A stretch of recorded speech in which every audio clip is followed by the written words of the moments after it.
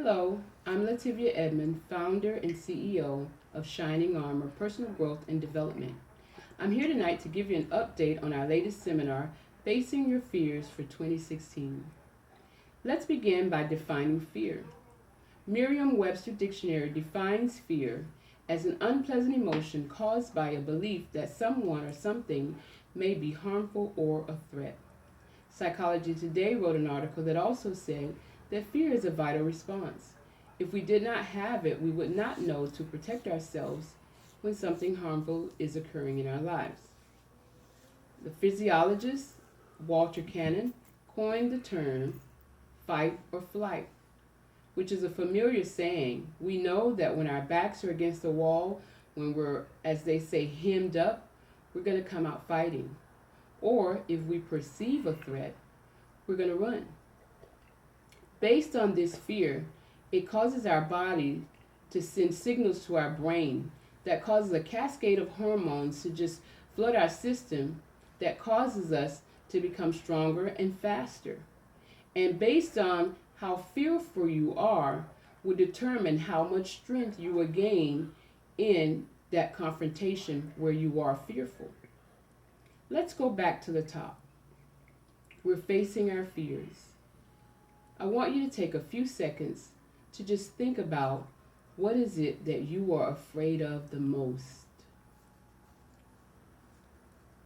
What fear is that? Put it in your mind. Okay, now, with that, I'm going to ask you another question. What's the worst thing that could happen if your worst fear were to come true? I'm going to give you a few seconds to think about that. And I know some of you already have an answer already.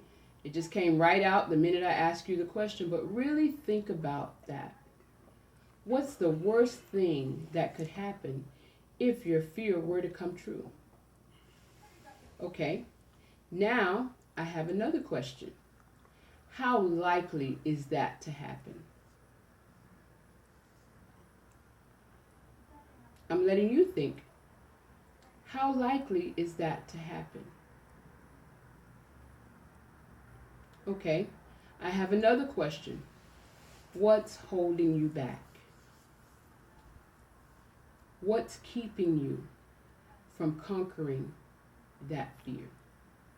If we understand that fear is only an emotion, and fear is caused by a belief that we have, it seems simple enough that we need to change our belief system. Let's talk about a few things that were discussed in the seminar. We had some who were afraid of being alone. We had some who were afraid of sand.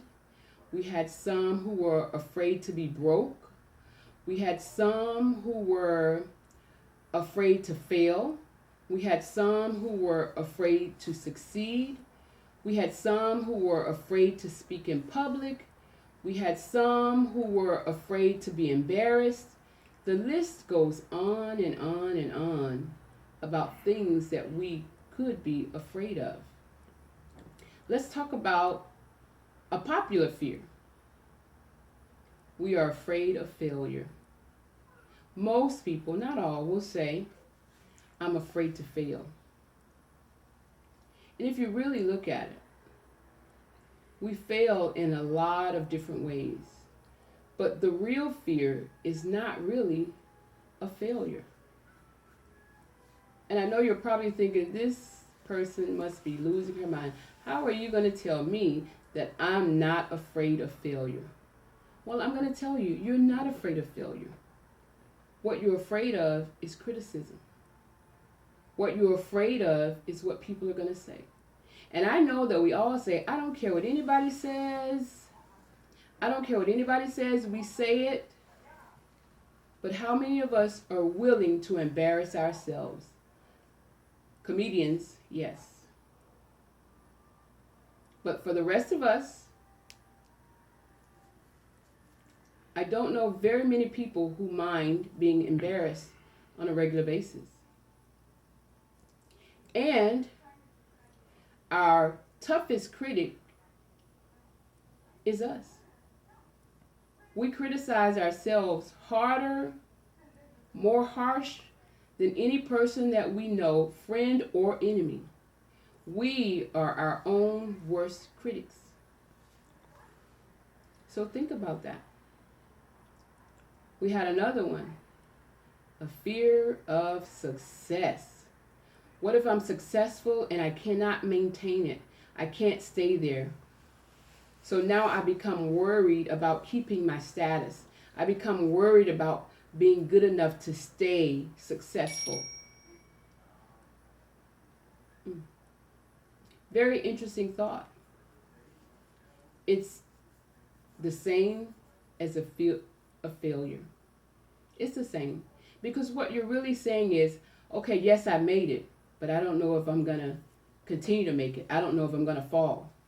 So you're not afraid of the success. Again, you're afraid of the failure because you don't have a problem being successful. Once again, you're fearing failing. So sometimes when we understand what it is that we really are fearful of, it can help us to conquer the fears a little bit better. We talked about the fear of being alone. Okay.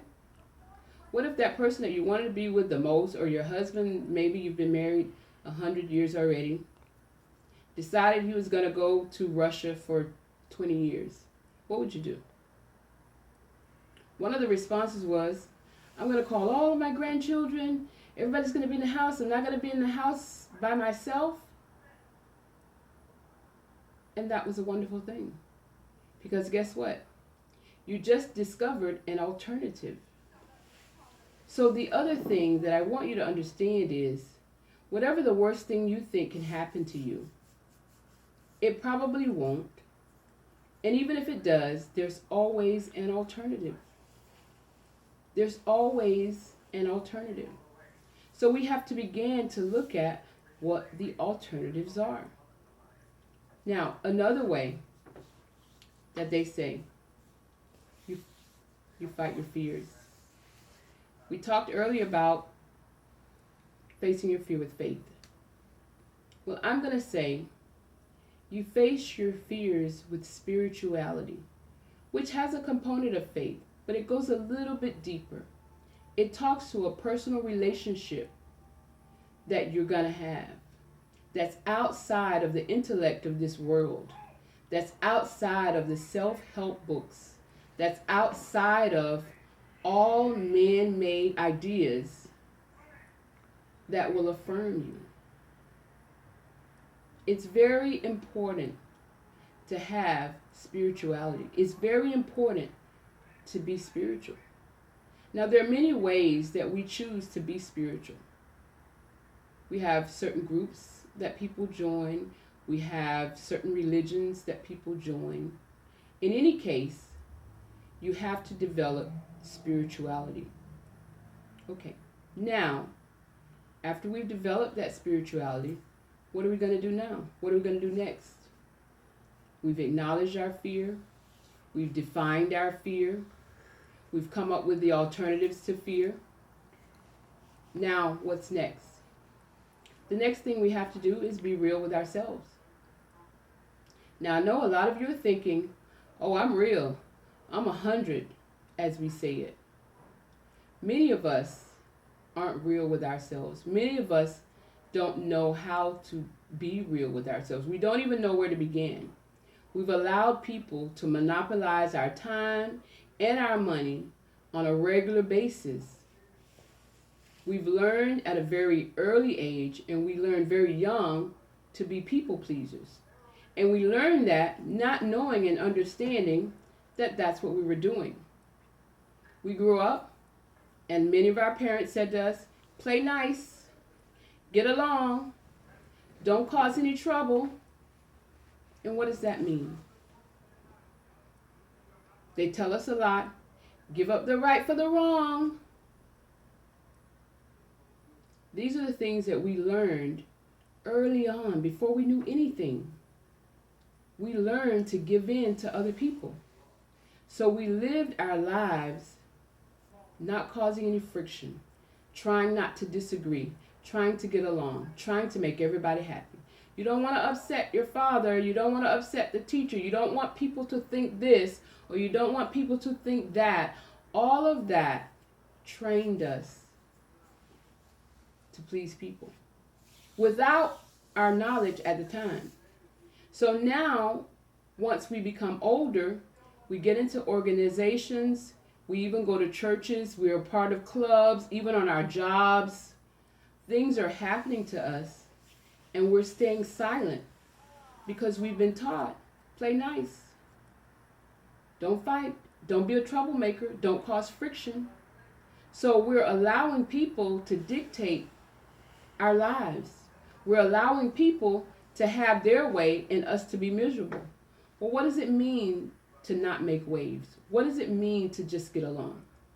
That means when somebody says something to offend you for the sake of peace or whatever you want to call it, you just say okay. Meanwhile, you're angry inside, you're upset. Every time you see that person, you have a reaction to the person. And then things kind of go downhill from there. Understand this. Everything begins with a thought. Whatever you think, that's how you're going to behave. You treat people how you feel about them. The choices that we make are based solely on emotion, not intellect, not our wise selves can make an intellectual choice. That's not how it works. There are many times that you see people in situations, we'll use boyfriend and girlfriend or husband and wife.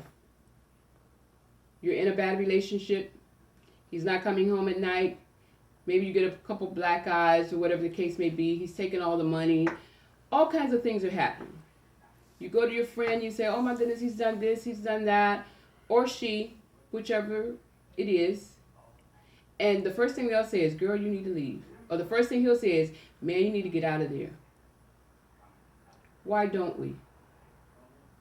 Because our feelings say we're not ready. Our feelings say we love them. We want to be with them. We don't want to give up on them. So even though we know we should move from a situation, our feelings direct us to stay.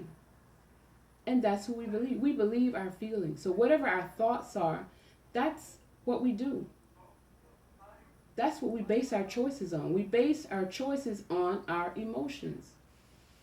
So we have to be very careful about what we're thinking, because our thoughts will affect our feelings, and our feelings will affect what we do. So we'll go back to fear. Fear is an unpleasant emotion caused by a belief. That's a thought. So once we start to look at being real with ourselves, adjusting our thinking so that we can adjust our feelings and our emotions, what do we do next? We live with purpose. Sometimes we think it's just like being born. You're born one day and then you grow 30 days, you're a month old, and then you're 10 years old and you get bigger and you're growing. But just because you're growing physically doesn't mean that you're growing mentally. And many times we have adult people trapped. Their minds have not grown up. Their bodies have grown, but their mind is still in infancy. A lot of times we change because of circumstances. The problem with that is change is good, but our circumstances occur randomly. They're not consistent. So it'll take some tragedy to happen to you for you to change in this one instance in your life. But change should occur on a daily basis, and change should be intentional. We have to look at our character. What kind of people are we? We have to look at our skills. What are we good at? What can we do? We have to look at our integrity. Are we leaders? Are we followers? Are we doers? Are we hearers? What kind of people are we? We have to enhance our skills if we plan to offer anything to the world. We have to grow in knowledge and wisdom and maturity so that we can help others in life.